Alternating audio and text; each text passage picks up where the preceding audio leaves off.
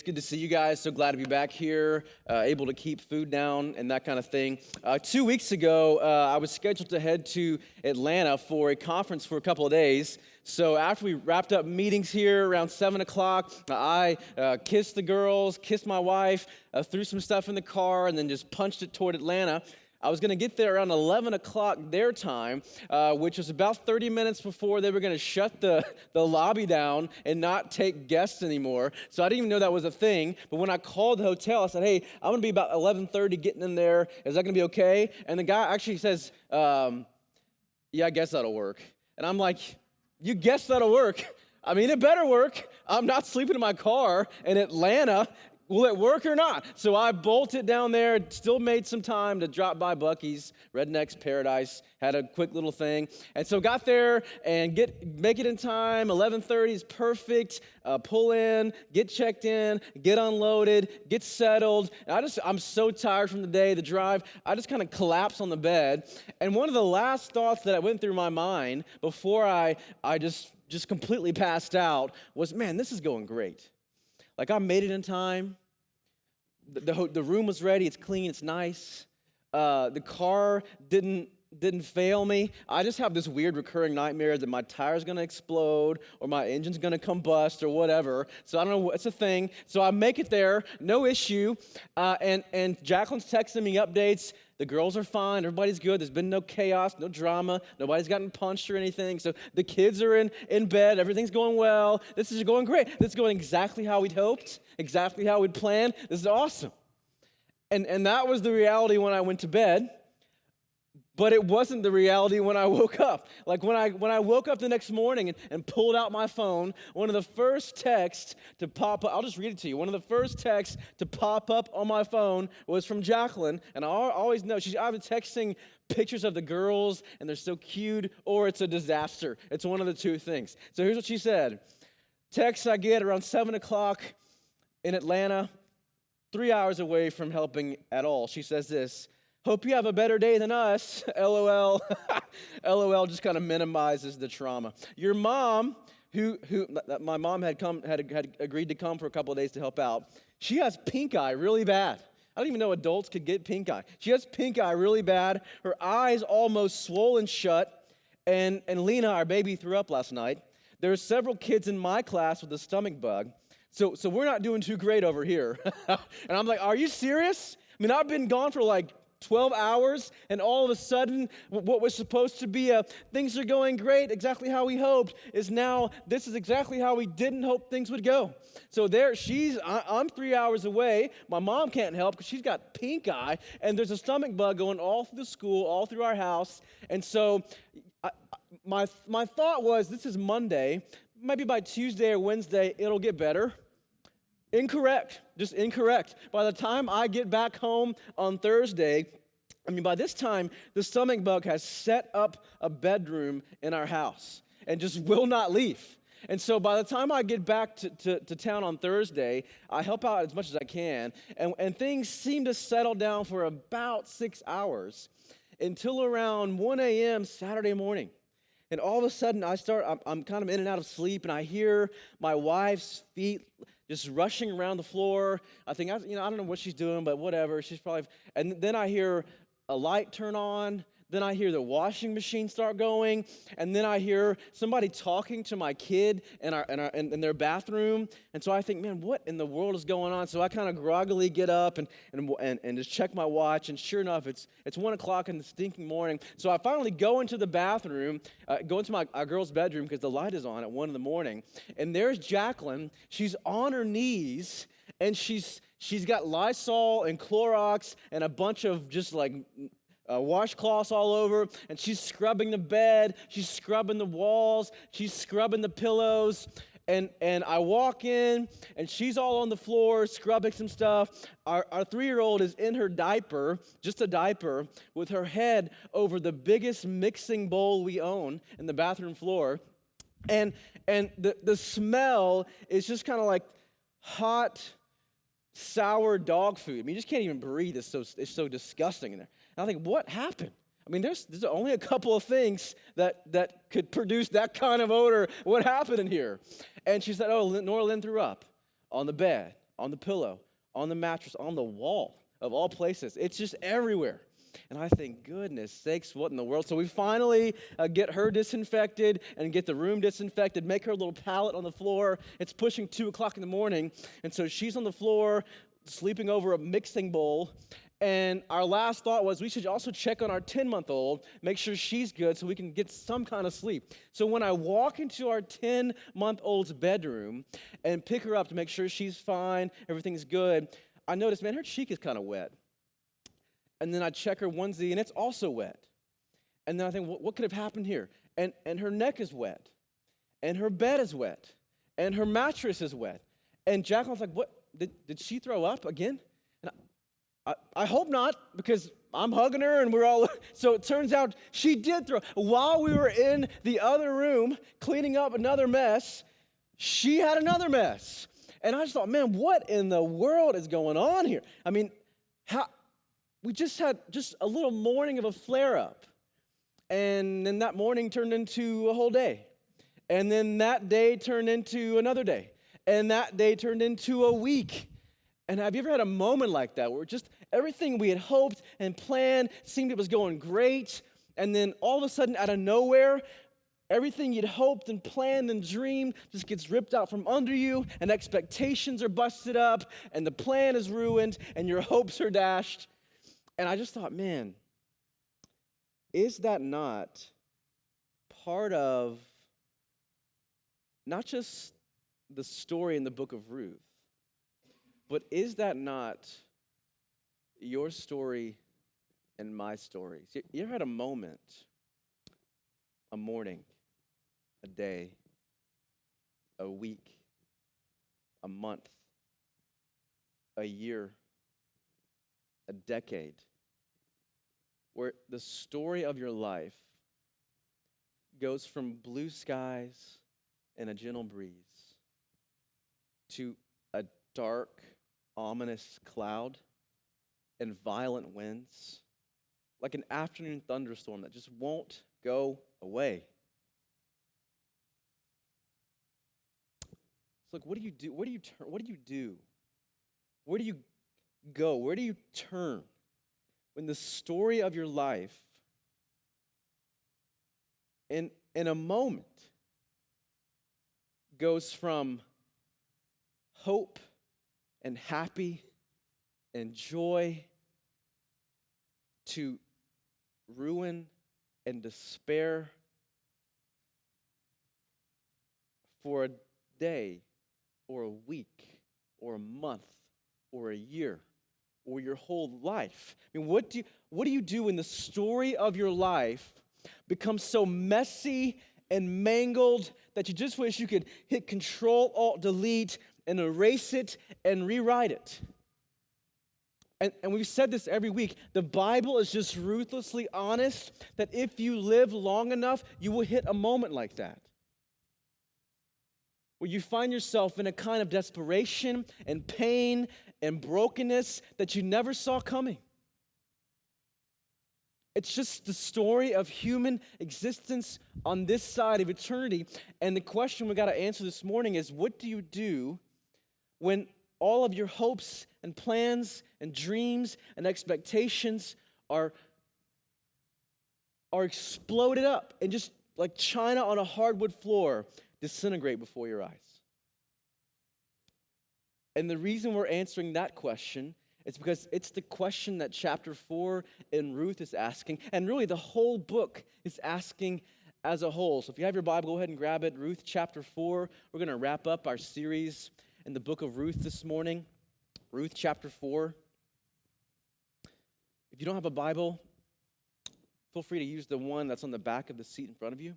We'd love for you to take that. If you don't own one, that's our gift to you. Just take it and make it your own. Read it every day as your life source. Bring it with you to church on Sunday morning. Ruth chapter 4. We're going to read a little bit in chat, read a little bit in chat, read a little bit in chat. As you're finding your place, let me kind of catch you up on where we are in the story. So at this point, at the end of Ruth, Ruth, who's from Moab, and Naomi, who's from Bethlehem, they've come back to Bethlehem after being in Moab for about 10 years because there was a famine in Bethlehem. And when they come back to Bethlehem, they have no money, they have no job, they have no food, no family, no home. They're poor, starving, childless widows who find themselves fighting for survival, hanging out at the food bank, trying to just gather the next meal to make it to the next day. That's where they are. They've been pushed to the margins of society, which is not how Naomi left. She left with comfort and security and provision, and now she finds herself, like Ruth, an outcast, pushed to the margins of society with no home, no job, no family, no future. And I think it's safe to say that as a little girl, Naomi's hopes and dreams were not to one day end up back in her hometown with no home and no job and no husband and no kids and no future. I mean, I've got girls, 10, 3, and 10 months, and I can tell you our 3-year-old and our 10-year-old are not dreaming of one day being homeless with no husband and no job and no kids. No, they want to marry the prince and live in the castle and have lots of babies and have lots of that's where they're going. So the story that Naomi and Ruth are living out is the story of what happens when your hopes and dreams and expectations are ripped out from under you and you find yourself in a messy, mangled, twisted, hopeless, ruined situation. And that's where we pick it up in chapter 4. See, there's this man named Boaz who is their last shred of hope. He's the one that Ruth gleans in his field, and there's a little something going on there, and she asks him to marry her. But where we leave it, she asked him to marry her. But where we left it in chapter 3 is that Boaz says, there's a problem. Ruth, see, I want to marry you, but there's actually somebody who's a closer relative than me, and he has the right to redeem you. So now we got 2 questions to answer here as we wrap up the story. 1, can Boaz redeem her? What's going to happen with this other guy? And then 2, will he do it? So he might be able to, but does he have the desire to? And that's a key question. Let's look at this in chapter 4. We'll pick it up in verse 1. Boaz went to the gate of the town and sat down there. Soon the family redeemer Boaz had spoken about came by. And Boaz said, hey, come over here and sit down. So he went over and sat down. Then Boaz took 10 men of the town's elders and said, sit here. And they sat down. And he's gathering the right number of witnesses, the right kind of legal counsel. He's about to make something happen here. And then verse 3, he says this. He said to the Redeemer, Naomi, who has returned from the territory of Moab, is selling the portion of the field that belonged to our brother Elimelech. I thought I should inform you, buy it back in the presence of those seated here and in the presence of the elders of my people. So make a legal contract. If you want to redeem it, do it. But if you do not want to redeem it, tell me so that I will know, because there isn't anyone other than you to redeem it, and I am next to you. And this next line is where we just deflate it. Because at this point, we want Boaz and Ruth to get married and have kids. That's where the story is going. That's the fairy tale story here. And then this bum says this in verse 4. I want to redeem it, he answered.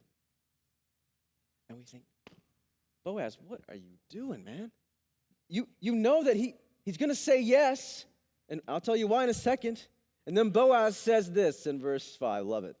He says, on the day that you buy the field from Naomi, keep in mind, you will also acquire Ruth the Moabitess, the wife of the deceased man, Mahlon, to perpetuate the man's name on his property.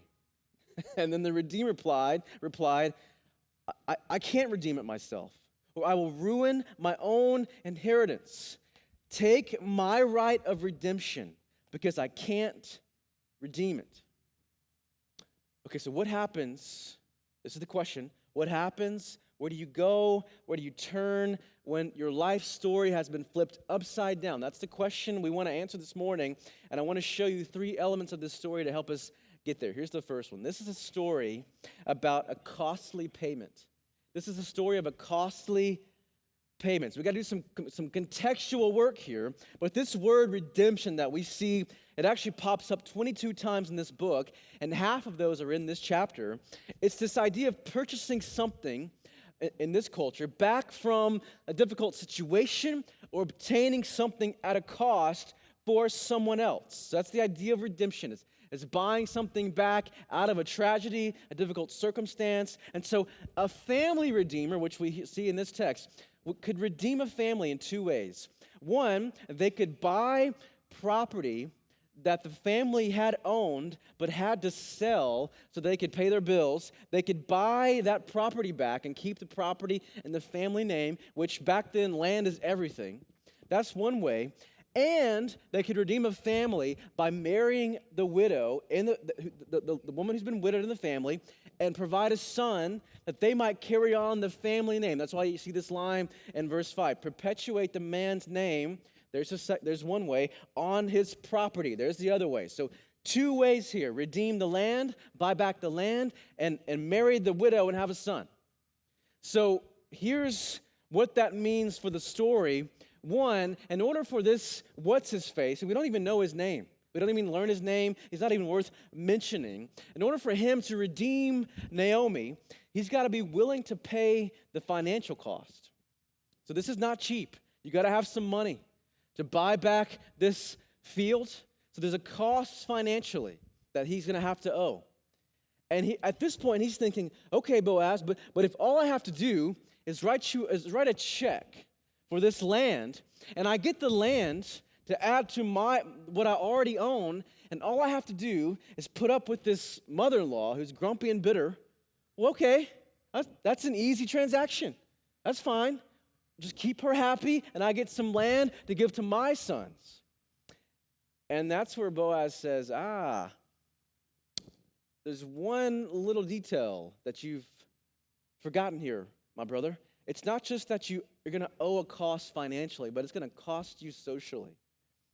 You see, notice what happens there when he says, hey, Naomi's back from Moab. She's selling the property. That's all he says. She's selling the property. Do you want it? And what does he say? Yeah, I want it. I mean, of course I want it. I get a bunch of land and just have to put up with Naomi for a few years? That's an easy sell. And then Boaz says, but there's more. This is a buy one, get one. You see, you buy this land, but you're going to get Ruth. And she's a Moabite. And you're going to have to provide her a son. And then what happens? This guy's face goes from happy to dejected. Because he knows that if he marries Ruth, the Moabite, the outcast, poor, childless widow, it's going to cost him socially. As an Israelite, it's going to cost him his reputation. It's going to cost him his business. It's going to cost him his influence. He might even find himself as outcast as she is. So he was willing to pay the financial cost. But as soon as Boaz says, don't forget there's going to be a social cost here. And then he takes on one more thing. He says, also, you're going to have to provide a son for her. And when you do, that son is actually going to own the rights to the property. So you're basically buying the field, and you're going to get Naomi, and you're going to get Ruth, and you're going to have a son with her, but you're not going to get anything from this transaction. Now it starts to sound a little insane. And that's why he says, I can't do it. I'm going to ruin my own inheritance. I'm trying to build stuff for my family, for myself. And if I redeem her, it's going to cost me financially and socially and personally. I just can't do it. And so now we go from, okay, Boaz is going to ask him, to, he's asking him. But he said yes. But then Boaz says, oh, but you're going to get Ruth and have, oh, he said no. Okay, but now we have a problem. Because if he won't do it, then Boaz can now, because he said no. So Boaz is the next in line, and he said, if this other guy doesn't want to redeem you, I will. So he can, but the question is, what's going to happen now? Will he? What's Boaz going to do? He might have, as he's explaining this to this other guy, convinced himself all the reasons he shouldn't do it too, because he's in the same spot. So we got a story of a costly payment that Mr. What's-His-Face is not willing to pay. But what happens next? Verse 6. The Redeemer replied, I can't redeem it myself, or I'll ruin my own inheritance. This is the phrase that makes us just take my right of redemption because I can't redeem it.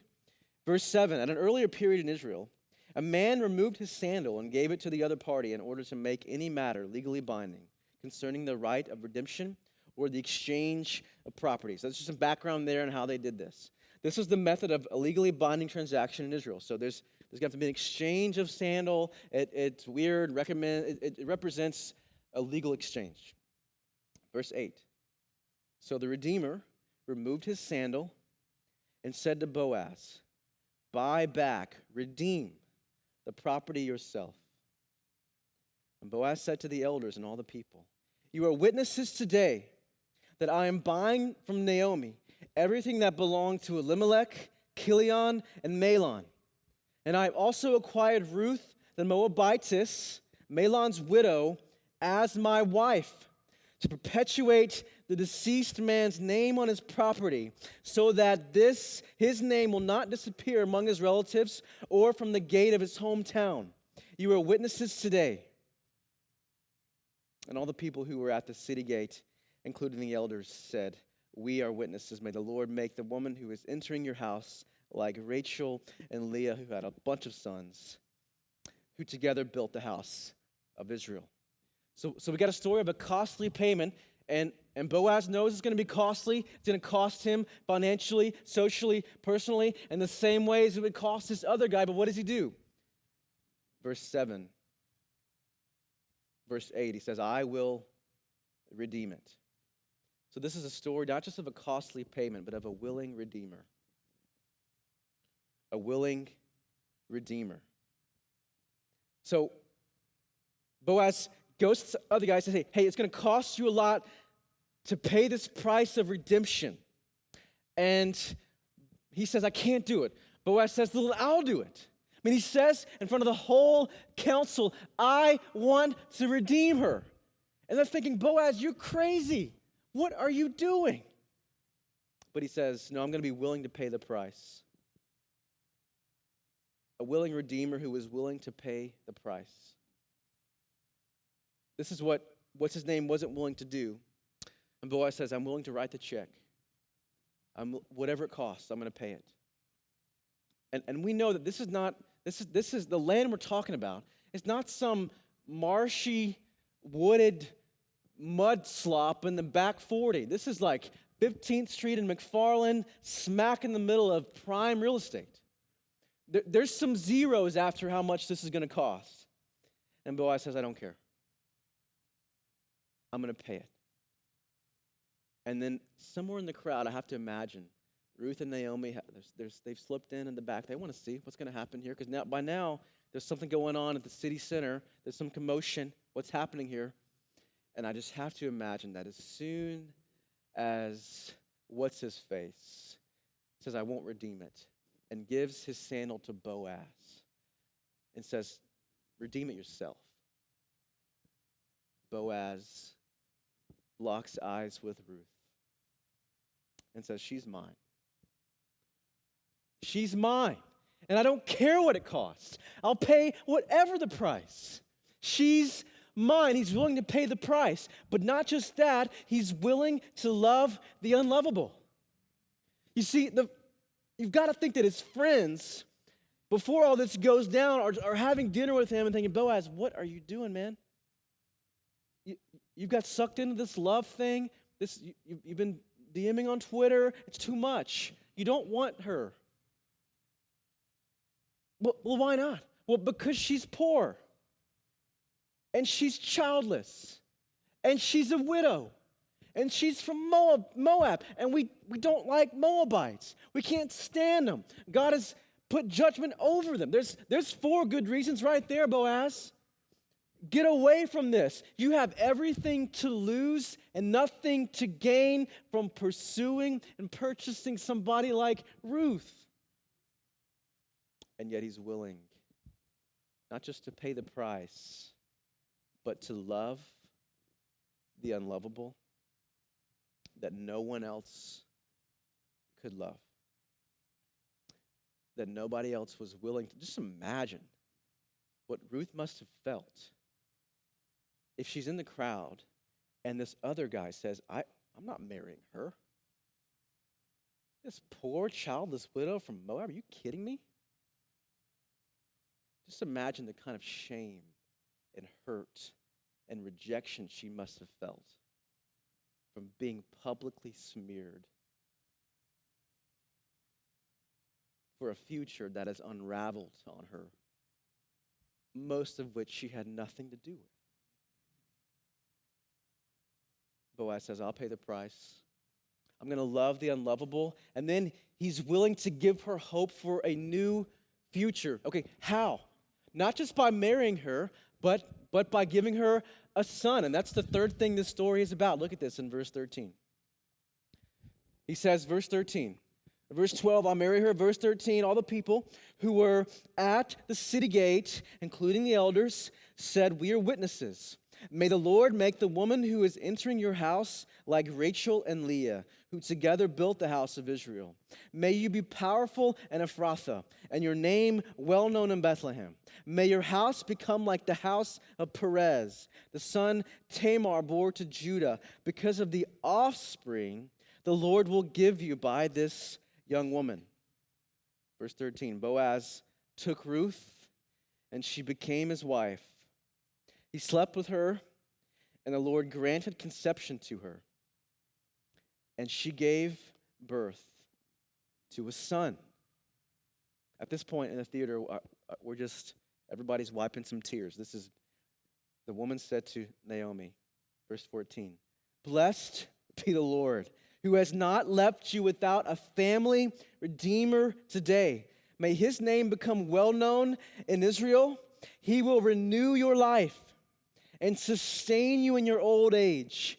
Indeed, your daughter-in-law, who loves you and is better to you than 7 sons, has given birth to him.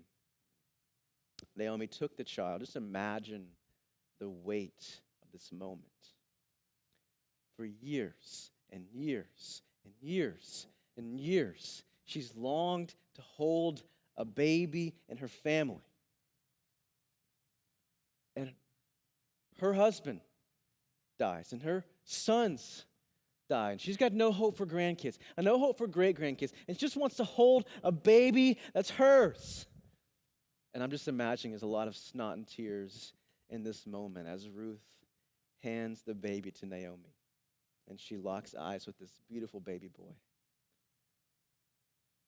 Verse 16, Naomi took the child, placed him on her lap, and became a mother to him, like a mother to him. The neighbor women said, it's a huge line, a son has been born to Naomi, and they named him Obed. He was the father of Jesse, the father of David. Okay, that's a weird way to end the story, is it not? I mean, why do we even need this last bit about Obed and Jesse and David, and the last few verses are just a genealogy? Why can't you just end it with, and Naomi took the boy and laid him in her lap, and she became a son to him. Boom. But it doesn't end there. We get this other thing about Obed and Jesse and David. And this is the cool part of this whole story. See, it's not just a story about a costly payment and a willing redeemer. It's the story of a promised son.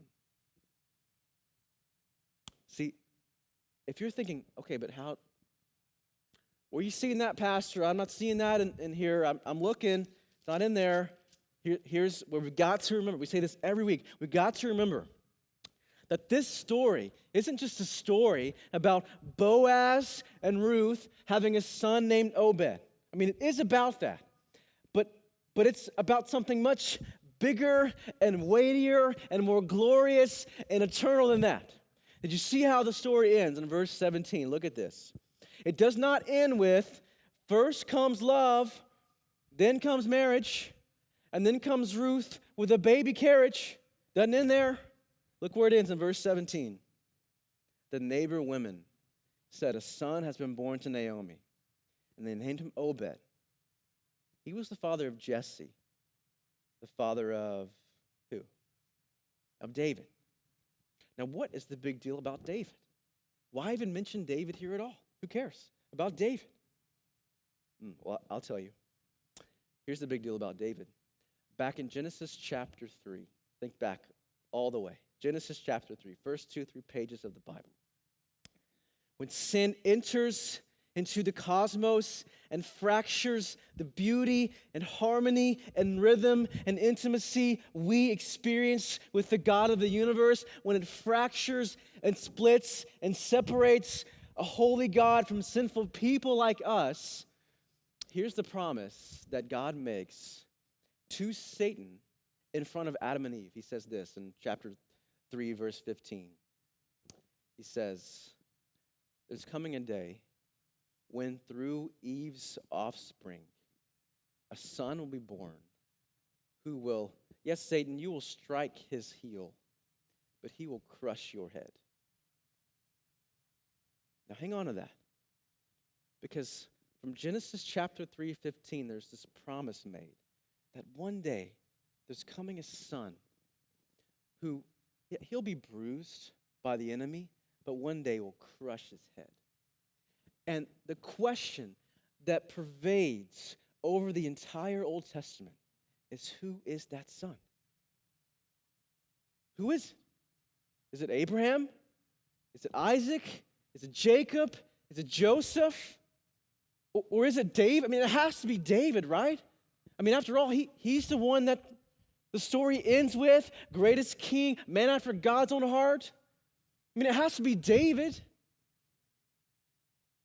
And here's where we've got to know our Bible.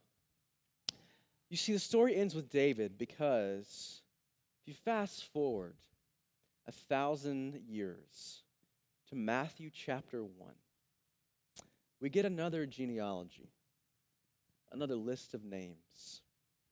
And in verse 5 of that genealogy, here's what it tells us. Matthew tells us this. Catch us up on this story. Boaz fathered Obed by Ruth. Obed fathered Jesse. Jesse fathered King David. Gives you a bunch of other names, and here's how it ends. And Jacob fathered Joseph, the husband of Mary, who gave birth to who? Jesus, the Messiah. See, when all's said and done, this isn't ultimately a story about Boaz redeeming Ruth. No, this is a story that points to another man born in Bethlehem, another son whose cry penetrated the cosmos 1,000 years later, who would become the true and better Boaz, the true and better Redeemer, and his name is Jesus. You see, he was willing to pay the payment. I mean, it cost him his life. He didn't just empty out his checkbook. He emptied his very life. He was the willing Redeemer. You have his disciples in the garden trying to talk him out of heading to the cross, just like I imagine Boaz and his friends were trying to talk him out of redeeming Ruth. And yet he goes willingly. What does he say? Nobody takes my life from me. I give it up because I want to. A willing Redeemer who comes as the promised Son to set right all that was wrong in the universe, so that if you'll put your faith in Jesus, you can walk in the redemption that he's purchased for you. So now, costly payment, willing Redeemer, promised Son. Now we've got a shot at answering the question, where do you turn? Where do you go when your story looks a lot like Ruth and Naomi, where all of your hopes and dreams and expectations are just shattered on the floor? Where do you go? I mean, I'm looking across this room. Some of you are right there in this season right now. And if we're honest, all of us are just a phone call away from our whole world being turned upside down. Where do you go in that moment? Well, there's only one answer. You go to Jesus. And if you're thinking, well, that's kind of just, yeah, we're at church and I sort of expected that answer. But what other answer could we give than to fling yourself on the grace and mercy of the one who redeemed you and called you his own? You see, the good news of the gospel is that it redeems your past.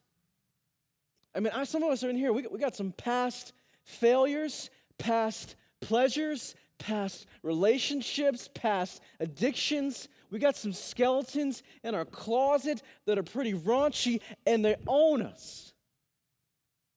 And we wake up every day racked by shame and guilt and regret and remorse. And the good news of the gospel is that Jesus paid it all. He's redeemed you and rewritten your story so that those things no longer define you. That's not where your identity is. You are bought by the King of the universe. You're his child. And he redeems your present. Now, here's what I know. Some of you are in a season where you're trying to wrestle through a difficult diagnosis. And you want to believe that the gospel rewrites your story and redeems your present, and yet you've got chemo coming, or you've got a funeral to plan, or you've got a family member in hospice care or a nursing home who is at the very end of this side of eternity, or your marriage is a wreck, and you have no energy to parent, and your bank account is empty, and you're addicted to alcohol or porn, you have nothing but empty relationships, and the invitation on the table is, hey, the bill has been paid for you. The offer is on the table for you to submit your life to the King of the universe who took on flesh to redeem you, that you might now walk. The gospel doesn't promise that your life will get easier. It just promises that you have a king, a redeemer who will sustain you and carry you through every single moment. And the gospel redeems our future because it promises us there's coming a day when we will see our Redeemer face to face. And divorce and death and cancer and addiction and depression and anxiety and suicidal thoughts, and all that will be a distant memory as we stand in the presence of our Redeemer, who sought us and bought us with his redeeming blood. And so the question, when all's said and done, where do we go when our hopes and dreams are dashed? And if you live long enough, you'll walk through a season like that. You run to the cross. You fix your eyes on Jesus, who redeemed you and purchased you and bought you and called you his own. And so my question as we close is just this. Have you trusted in Jesus as your Redeemer, as your Savior? Or are you trying to redeem yourself by an endless collection of religious activity and moral goodness, or trying to numb the gnawing in your soul with addiction and relationships and success and money? The good news of the story of Ruth is that, like Ruth, we can't redeem ourselves. The good news of the gospel is that somebody has come to redeem us instead. and his name is Jesus. Have you put your faith in him as your Redeemer, as your Savior, as your friend? Let's pray.